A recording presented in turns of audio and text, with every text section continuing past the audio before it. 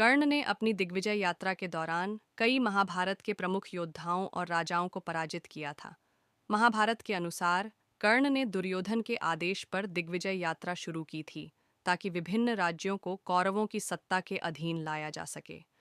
इस यात्रा के दौरान कर्ण ने निम्नलिखित महारथियों और राजाओं को हराया या पराजित किया। मगध के राजा जरासंध कर्ण ने जरासंध को पराजित किया और बाद में उससे मित्रता स्थापित की। मगध के राजा जरासंध और कर्ण का युद्ध विस्तार से प्रस्तुत करने जा रहा हूँ। जरासंध का दरबार। राजा जरासंध अपने सिंहासन पर बैठे हुए हैं। उनके मंत्रीगण और सैनिक उपस्थित हैं। जरासंध गंभीर स्वर में, मैंने सुना है अंग देश का राजा कर्ण अपनी वीरता और दानवीरता के लिए प्रसिद्ध हो रहा है। उसकी शक्ति हमारी सेना के लिए चुनौती बन सकती है। मंत्री: महाराज, कर्ण कुशल धनुर्धर है और दुर्योधन का घनिष्ठ मित्र भी। उसकी बढ़ती शक्ति पर ध्यान देना आवश्यक है। जरासंध: सोचते हुए हमें उसकी शक्ति को परखना होगा। दूत भेजकर उसे युद्ध के लिए आमंत्रित करो। कर्ण का दरबार लगा होता है। दूत कर्ण के दरबार में संदेश लेकर आता है। दूत: महाराज कर्ण, मगध नरेश जरासंध ने आपको युद्ध के लिए आमंत्रित किया है। कर्ण मुस्कुराते हुए: जरासंध की चुनौती स्वीकार है। युद्ध के लिए तैयार रहो। दोनों सेनाएं आमने सामने हैं। कर्ण और जरासंध अपने अपने रथ पर खड़े हैं। युद्ध का बिगुल बजता है।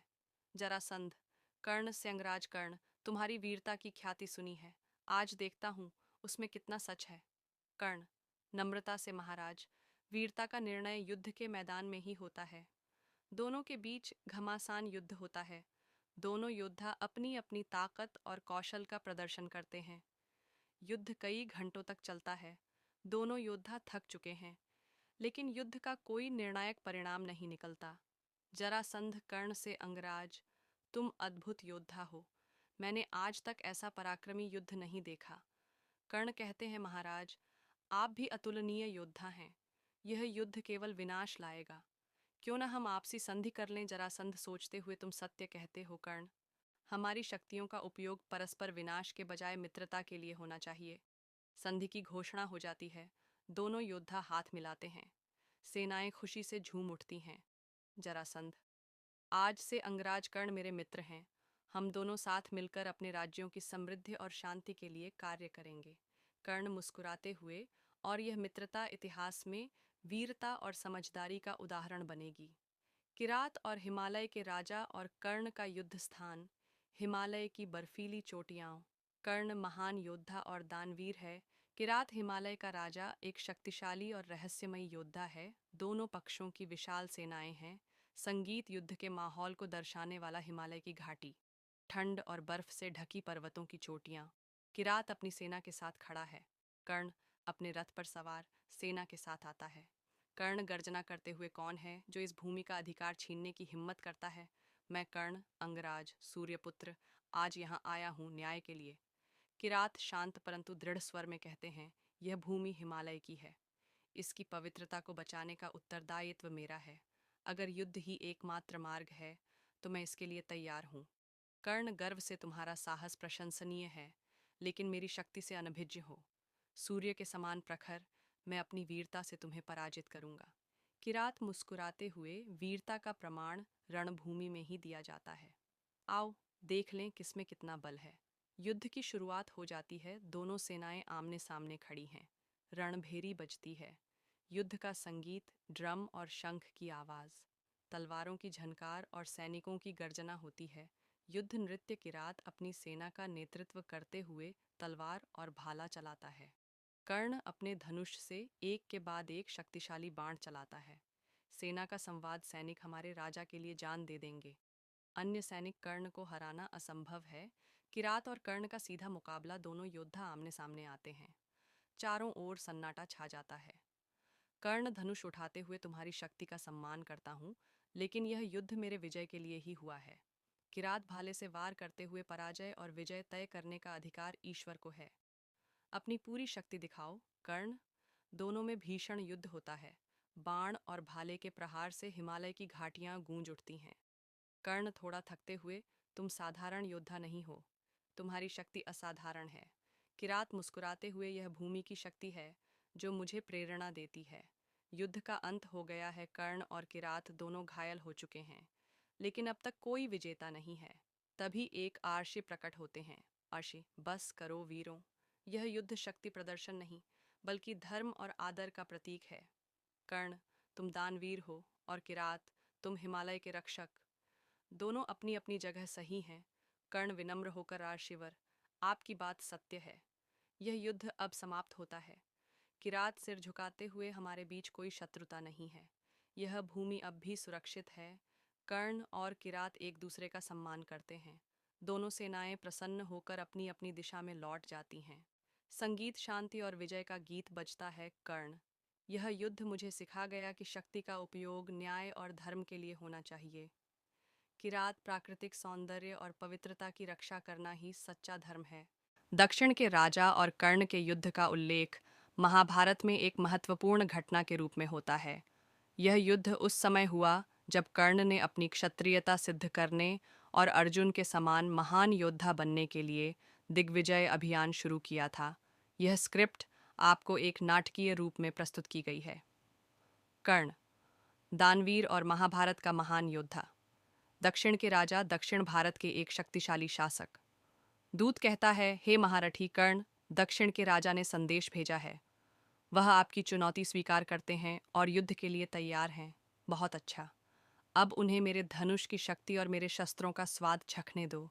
इस युद्ध का उद्देश्य केवल विजय नहीं, बल्कि मेरी क्षत्रियता की परीक्षा है। दोनों पक्षों की सेनाएं आमने सामने खड़ी हैं। दक्षिण के राजा, हे कर्ण, मैं तुम्हारे साहस की प्रशंसा करता हूँ, लेकिन तुमने मेरे राज्य पर हमला कर बहुत बड़ी भूल की है। यह युद्ध तुम्हारे लिए आसान नहीं होगा। कर्ण राजन, मैं केवल तुम्हारे राज्य पर विजय के लिए नहीं, बल्कि अपनी प्रतिष्ठा के लिए यहाँ आया हूँ। युद्ध का परिणाम चाहे जो भी हो, मैं हार नहीं मानूंगा। दक्षिण के राजा, तो ठीक है, देखो, मेरी सेना और मेरे शस्त्रों की ताकत। दोनों सेनाओं के बीच युद्ध शुरू होता है। तलवारों की झनकार और तीरों की बौछार सुनाई देती है। कर्ण अपने दिव्यास्त्रों का प्रयोग करते हैं और राजा की सेना पर भारी पड़ते हैं। युद्ध के बाद दक्षिण के राजा पराजित होकर कर्ण के सामने खड़े होते हैं। दक्षिण के राजा, हे कर्ण, तुम्हारी वीरता अद्वितीय है। मैं तुम्हारी शक्ति और साहस को नमन करता हूँ। अब मेरा राज्य और मेरी सेना तुम्हारे अधीन है। कर्ण राजन, मेरा उद्देश्य केवल विजय नहीं था। मैं चाहता था कि संसार मुझे एक सच्चा क्षत्रिय माने। तुम्हारी सेना और राज्य तुम्हारे ही पास रहें। मैं यहाँ केवल सम्मान और अपनी पहचान के लिए आया था। दक्षिण के राजा कहते हैं, तुम्हारा यह दानवीर रूप तुम्हें महान बनाता है, हे कर्ण। फिर कर्ण अपने रथ पर चढ़कर आगे बढ़ते हैं, जबकि दक्षिण का राजा और उनकी सेना उन्हें आदरपूर्वक विदा करते हैं। और इस तरह कर्ण ने अपनी वीरता और दानशीलता से दक्षिण के राजा को पराजित कर अपने दिग्विजय अभियान की शुरुआत की। यह युद्ध केवल शक्ति की परीक्षा नहीं, बल्कि कर्ण के चरित्र का परिचायक भी था। कर्ण, कौरवों का सेनापति और महाबली। पूर्व का राजा, धर्म और सत्य के पक्षधर। पश्चिम का राजा, सत्ता और शक्ति के प्रतीक। दूत, दोनों राजाओं के बीच संदेशवाहक। सैनिक, सेनाओं के प्रमुख योद्धा। युद्ध का मैदान, पूर्व और पश्चिम के राजा अपने अपने सैनिकों के साथ युद्ध भूमि में खड़े हैं। कर्ण मध्य में आता है। कर्ण गर्जना करते हुए, हे राजाओं, तुम दोनों का यह घमंड आज मैं चूर कर दूंगा। यह युद्ध केवल सत्ता का नहीं, धर्म और अधर्म के बीच की लड़ाई है। जो मुझे चुनौती देगा, उसका विनाश निश्चित है। पूर्व का राजा कर्ण, तुम्हारे धनुष की शक्ति पर मुझे कोई संदेह नहीं, लेकिन सत्य और धर्म के आगे कोई नहीं टिक सकता। आज हम देखेंगे कि कौन विजयी होता है। पश्चिम का राजा कर्ण, मैं केवल शक्ति का उपासक हूँ। मेरे लिए धर्म और अधर्म का कोई महत्व नहीं, मुझे केवल विजय चाहिए। कर्ण हंसते हुए कहता है, तो आओ, अपने अपने धर्म और शक्ति को लेकर युद्ध करो। मैं यह साबित कर दूंगा कि एक योद्धा के लिए केवल पराक्रम ही सबसे बड़ा सत्य है। युद्ध प्रारंभ, सैनिकों की टोलियां आपस में भिड़ जाती हैं। दोनों ओर से तीरों और गदाओं की वर्षा हो रही है। कर्ण अपने रथ पर खड़े होकर युद्ध का नेतृत्व करता है। दूत दोनों राजाओं के पास जाकर कहता है, हे राजाओं, कर्ण अजेय प्रतीत हो रहा है। उसकी शक्ति के सामने हमारी सेना कमजोर पड़ रही है। पूर्व का राजा कहता है, हम कभी हार नहीं मानेंगे। धर्म की रक्षा के लिए प्राणों की आहुति देना ही हमारा कर्तव्य है। पश्चिम का राजा, कर्ण को हराने के लिए मुझे किसी भी हद तक जाना पड़े, मैं पीछे नहीं हटूंगा कर्ण का आक्रमण। कर्ण एक साथ दोनों राजाओं की ओर अपने दिव्यास्त्रों से प्रहार करता है। कर्ण कहते हैं, हे राजाओं, यह मेरी विजय का समय है। देखो, तुम्हारी सेनाएं मेरे बाणों के सामने कैसे नष्ट हो रही हैं। पूर्व का राजा अपना धनुष उठाते हुए कहते हैं, हे कर्ण, यह मत भूलो कि धर्म के लिए लड़ा गया युद्ध कभी असफल नहीं होता। मेरा यह ब्रह्मास्त्र तुम्हारे अहंकार को चूर कर देगा। पश्चिम का राजा गदा उठाकर कहते हैं, यदि मुझे इस युद्ध में अपने प्राण भी गंवाने पड़े तो भी मैं तुम्हारे सामने हार नहीं मानूंगा। तीनों के बीच घमासान युद्ध होता है। कर्ण अपने शक्तिशाली बाणों से दोनों राजाओं की सेनाओं को पराजित कर देता है, लेकिन अंततः पूर्व का राजा ब्रह्मास्त्र का उपयोग कर कर्ण को घायल कर देता है। कर्ण की हार, कर्ण घायल होकर अपने रथ पर गिरता है। कर्ण कहते हैं, धर्म और सत्य की शक्ति को मैं स्वीकार करता हूँ। आज मैंने जाना कि पराक्रम से बड़ा सत्य और धर्म होता है। पूर्व का राजा कर्ण, तुम्हारी वीरता प्रशंसनीय है, लेकिन अधर्म का साथ देने वाले का पतन निश्चित है। पश्चिम का राजा पश्चाताप में, मैंने केवल शक्ति को सब कुछ माना, लेकिन आज मुझे अपनी भूल का एहसास हुआ। युद्ध का अंत कर्ण अपनी अंतिम सांसें लेते हुए धर्म की जयकार करता है। दोनों राजा उसकी वीरता को नमन करते हैं। युद्ध समाप्त होता है और सत्य की विजय होती है। कर्ण कौरवों का सेनापति और महाबली, पूर्व का राजा धर्म और सत्य के पक्षधर, पश्चिम का राजा सत्ता और शक्ति के प्रतीक। दूत, दोनों राजाओं के बीच संदेशवाहक। सैनिक, सेनाओं के प्रमुख योद्धा। युद्ध का मैदान, पूर्व और पश्चिम के राजा अपने अपने सैनिकों के साथ युद्ध भूमि में खड़े हैं। कर्ण मध्य में आता है। कर्ण गर्जना करते हुए, हे राजाओं, तुम दोनों का यह घमंड आज मैं चूर कर दूंगा। यह युद्ध केवल सत्ता का नहीं, धर्म और अधर्म के बीच की लड़ाई है। जो मुझे चुनौती देगा उसका विनाश निश्चित है। पूर्व का राजा कर्ण, तुम्हारे धनुष की शक्ति पर मुझे कोई संदेह नहीं, लेकिन सत्य और धर्म के आगे कोई नहीं टिक सकता। आज हम देखेंगे कि कौन विजयी होता है। पश्चिम का राजा कर्ण, मैं केवल शक्ति का उपासक हूँ। मेरे लिए धर्म और अधर्म का कोई महत्व नहीं। मुझे केवल विजय चाहिए। कर्ण हंसते हुए कहता है, तो आओ, अपने अपने धर्म और शक्ति को लेकर युद्ध करो। मैं यह साबित कर दूंगा कि एक योद्धा के लिए केवल पराक्रम ही सबसे बड़ा सत्य है। युद्ध प्रारंभ, सैनिकों की टोलियां आपस में भिड़ जाती हैं। दोनों ओर से तीरों और गदाओं की वर्षा हो रही है। कर्ण अपने रथ पर खड़े होकर युद्ध का नेतृत्व करता है। दूत दोनों राजाओं के पास जाकर कहता है, हे राजाओं, कर्ण अजेय प्रतीत हो रहा है। उसकी शक्ति के सामने हमारी सेना कमजोर पड़ रही है। पूर्व का राजा कहता है, हम कभी हार नहीं मानेंगे। धर्म की रक्षा के लिए प्राणों की आहुति देना ही हमारा कर्तव्य है। पश्चिम का राजा कर्ण को हराने के लिए मुझे किसी भी हद तक जाना पड़े, मैं पीछे नहीं हटूंगा। कर्ण का आक्रमण, कर्ण एक साथ दोनों राजाओं की ओर अपने दिव्यास्त्रों से प्रहार करता है। कर्ण कहते हैं, हे राजाओं, यह मेरी विजय का समय है।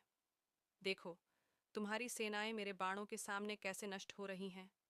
पूर्व का राजा अपना धनुष उठाते हुए कहते हैं, हे कर्ण, यह मत भूलो कि धर्म के लिए लड़ा गया युद्ध कभी असफल नहीं होता। मेरा यह ब्रह्मास्त्र तुम्हारे अहंकार को चूर कर देगा। पश्चिम का राजा गदा उठाकर कहते हैं, यदि मुझे इस युद्ध में अपने प्राण भी गंवाने पड़े तो भी मैं तुम्हारे सामने हार नहीं मानूंगा। तीनों के बीच घमासान युद्ध होता है। कर्ण अपने शक्तिशाली बाणों से दोनों राजाओं की सेनाओं को पराजित कर देता है, लेकिन अंततः पूर्व का राजा ब्रह्मास्त्र का उपयोग कर कर्ण को घायल कर देता है। कर्ण की हार, कर्ण घायल होकर अपने रथ पर गिरता है। कर्ण कहते हैं, धर्म और सत्य की शक्ति को मैं स्वीकार करता हूँ। आज मैंने जाना कि पराक्रम से बड़ा सत्य और धर्म होता है। पूर्व का राजा कर्ण, तुम्हारी वीरता प्रशंसनीय है, लेकिन अधर्म का साथ देने वाले का पतन निश्चित है।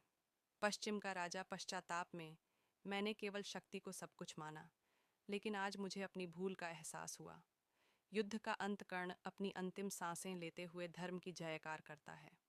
दोनों राजा उसकी वीरता को नमन करते हैं। युद्ध समाप्त होता है और सत्य की विजय होती है।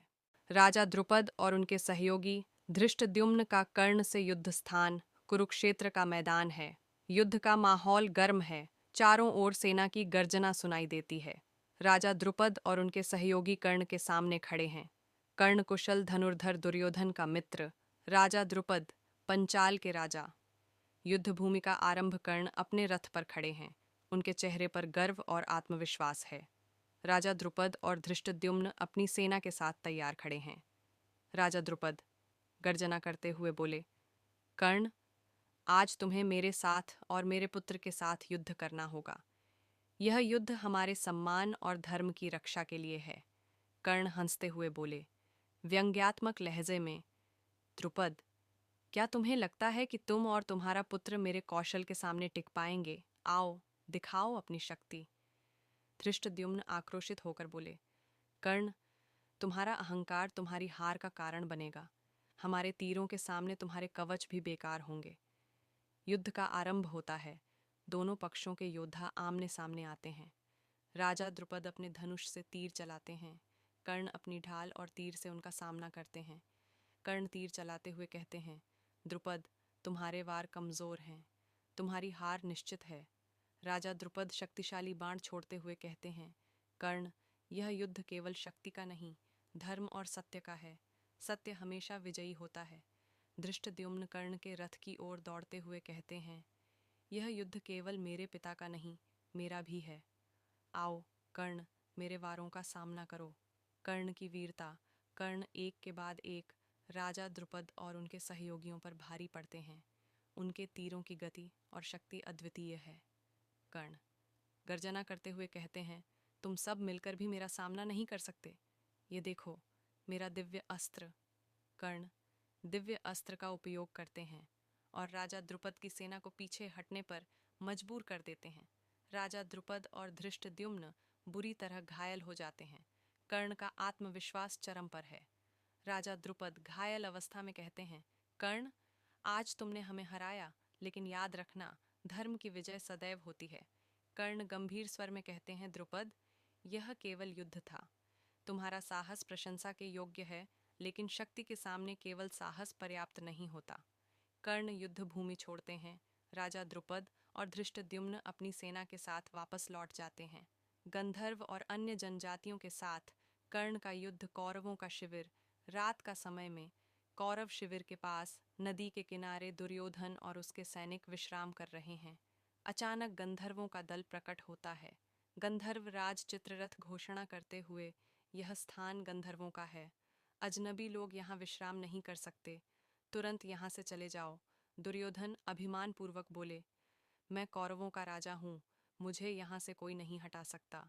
यह भूमि अब हमारी है। चित्ररथ बोले, यदि तुम स्वयं को इतना शक्तिशाली समझते हो तो युद्ध के लिए तैयार हो जाओ। गंधर्वों का दल कौरव सैनिकों पर हमला कर देता है। कौरव पक्ष पराजित होता है। दुर्योधन को गंधर्व पकड़ लेते हैं। दुर्योधन के सैनिक कर्ण के पास सहायता के लिए आते हैं। सैनिक बोला, अंगराज, दुर्योधन महाराज को गंधर्वों ने बंदी बना लिया है। हमारी सेना हार चुकी है। कृपया उनकी मदद करें। कर्ण गंभीर स्वर में बोले, दुर्योधन मेरा मित्र है, उसे बचाने के लिए कुछ भी कर सकता हूँ। कर्ण अपनी सेना लेकर गंधर्वों की ओर बढ़ता है। कर्ण और गंधर्वों के बीच भीषण युद्ध होता है। कर्ण अकेले अपने धनुष और बाण से गंधर्वों की सेना को पराजित कर देता है। चित्ररथ आश्चर्यचकित होकर बोले, अंगराज कर्ण, तुम वास्तव में एक महान योद्धा हो। हम हार मानते हैं। कर्ण बोले, युद्ध का उद्देश्य अपमान नहीं, न्याय है। मेरा मित्र दुर्योधन अब स्वतंत्र है। गंधर्व दुर्योधन को मुक्त कर देते हैं। कर्ण और उसकी सेना विजयी होती है। कर्ण दुर्योधन को वापस शिविर में लाता है। दुर्योधन कर्ण को गले लगाता है। दुर्योधन बोले, कर्ण, तुमने आज फिर मेरी जान बचाई। मैं सदा तुम्हारा आर्णी रहूंगा। कर्ण बोले, मित्रता का धर्म यही है। यह मेरा कर्तव्य था। महाभारत की कथा के अनुसार हनुमान जी और कर्ण का प्रसंग एक अद्भुत और रोचक घटना है, जिसमें हनुमान जी ने कर्ण के अस्त्रों को निगल लिया था। इसका वर्णन पौराणिक कथाओं में कुछ इस प्रकार मिलता है। जब अर्जुन और कर्ण के बीच भयंकर युद्ध चल रहा था, तब कर्ण ने अर्जुन पर शक्तिशाली अस्त्रों का प्रयोग किया। भगवान श्री कृष्ण अर्जुन के सारथी थे और वे जानते थे कि कर्ण के पास दिव्य अस्त्र हैं जो अर्जुन के लिए घातक साबित हो सकते हैं। हनुमान जी, जो अर्जुन के रथ के ध्वज पर विराजमान थे, अर्जुन की सहायता के लिए तत्पर थे। जब कर्ण ने अपने दिव्य अस्त्रों का उपयोग करना शुरू किया, तब हनुमान जी ने उन अस्त्रों को निगल लिया या उन्हें अपनी शक्ति से निष्क्रिय कर दिया। अर्जुन की सुरक्षा। हनुमान जी भगवान श्री राम के भक्त हैं और अर्जुन को श्री कृष्ण का प्रिय माना जाता है।